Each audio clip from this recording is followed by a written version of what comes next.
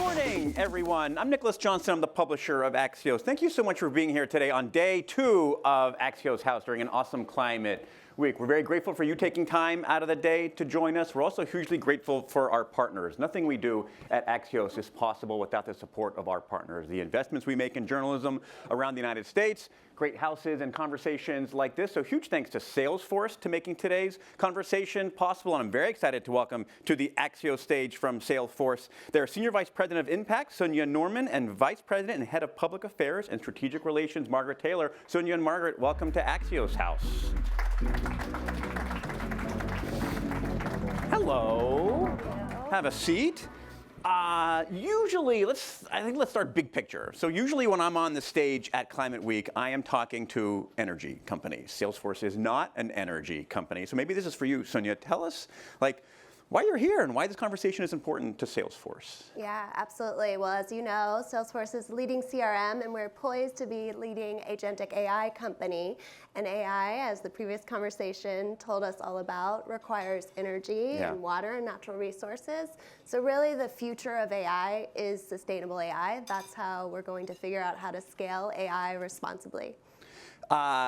How are we going to do that then? Kind of begs the question. I feel like every conversation here at Climate Week is dominated by those two themes, like the huge growth of AI, the huge power consumption of AI, and now striking that right balance for how we do it correctly. So what are your thoughts? Yeah, it's going to take all of us, right? You know, the technology sector needs to lead, but it's a full value chain challenge. And the way that we're thinking about it is through a 3-pillar framework. So smart demand, efficiency, and clean supply. And the way you think about that is not every challenge is an AI challenge, so you need to really scope your AI initiative in a strategic way. Not every challenge that is an AI challenge requires a large frontier model. The industry is really moving more towards purpose-built, domain-specific models that are much more carbon and energy efficient, so that's really exciting. Then, of course, efficiency. Many of us in the technology sector have been thinking about these issues for decades. How do we make data centers the most efficient from a resource perspective as they can be? And the business benefit is that they're really cost effective then. You know, lower energy bills, better things like latency that our customers care about. So really important. Do you have to pick among those three? How do you balance those possibly competing pillars? We never like to pick, right? We never like to make it a zero-sum I love all my game. children equally. Exactly. Right. We love all of our children. Ideally, you would have activities across that spectrum, and a lot of companies like Salesforce are also leaning into policy and advocacy, which my colleague Right. Margaret Well, that's what I want to talk bring about. Margaret into the conversation here. What's fascinating about Climate Week and why these are so, I think, valuable conversations is that everyone, the people who show up care and are also the ones writing those policies, or at least think they're the ones writing the policies. Margaret, share a little bit about how these folks can work together and what are the partnerships that are important to drive progress on these topics? Of course. So, we are always led by our core values at Salesforce. Sustainability is one of them, but trust is our #1 core value.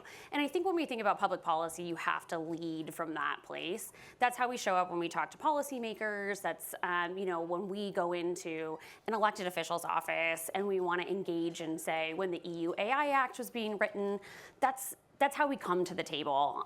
But it's also how we think about how we partner internally and have to come together to think about how are we going to balance how we're showing up for all of our stakeholders. So that means how we're showing up for the climate. It also means how we're showing up for our shareholders and all of those competing interests. So, when we love all our children equally, that is actually how we have to do that.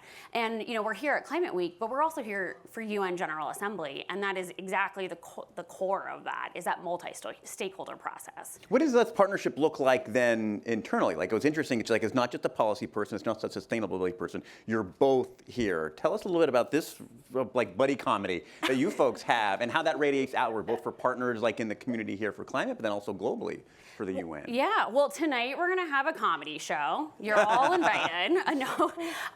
But actually, really seriously, we have worked together for a long time at the company, and we're really lucky. We at Salesforce have really thought about this really seriously. Impact and our public policy teams have worked together to make sure that we are balancing the needs of the company and also balancing the needs of what we want to achieve to make the world a better place. Stakeholder capitalism has always been a part of the company, and it's something that we have done through Pledge 1% from the very beginning, but it's also something that our CEO has made sure has been embedded as to who we are as an institution and how we show up.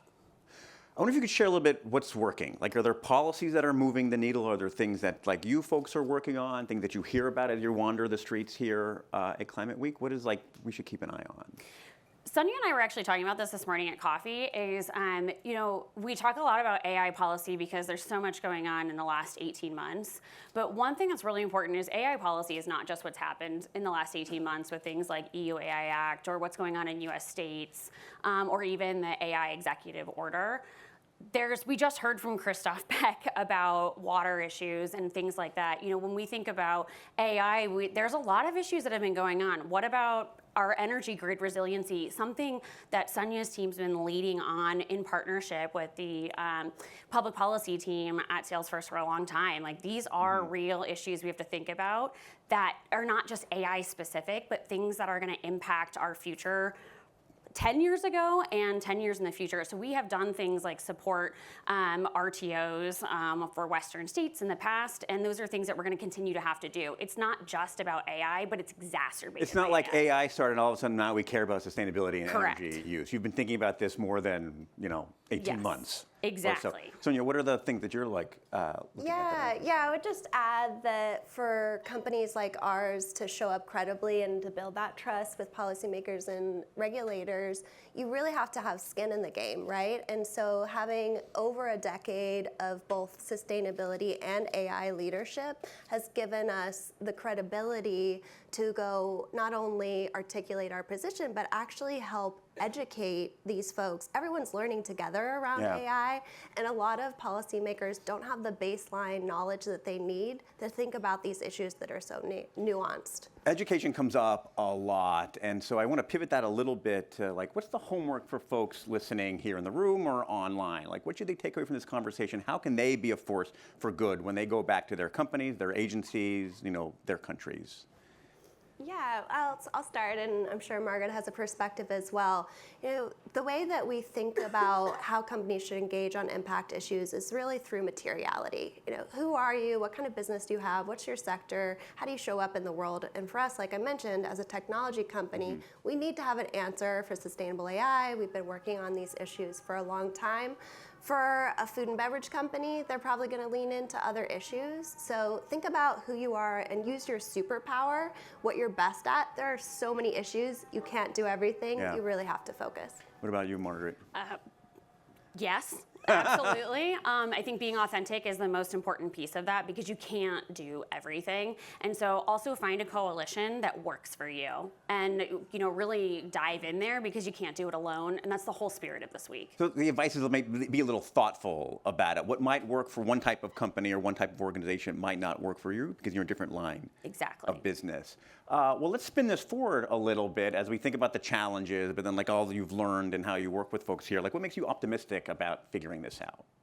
There's a jump ball. Who wants it? Oh, I will absolutely do this. One thing, well, actually, two quick things about that. One is I think it's really important that everyone's still here. I think there's been a lot of doom and gloom coming into this week, but everybody still showed up. And I think we're having the conversations about really tough topics, and people want to make a difference. A second piece is, I'll just do a little plug. At Salesforce, we recently just released an AI readiness index where we were looking at some surveying of general population, a handful of countries about how they were feeling about being ready for the AI skills that they need for the future. And they're pretty excited about it. And so I think that there is actually a lot of excitement about what the future can hold.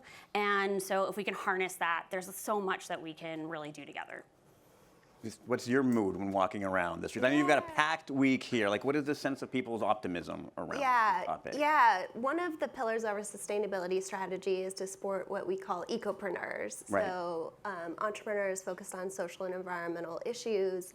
And we do that with for-profit companies through our ventures arm. We have an impact fund. And then we also support them through our philanthropy for the nonprofit entrepreneurs. And the innovation coming out of these startups and these NGOs is mind-blowing. Right. And these are the stories that really, when I'm having a rough day, I think about.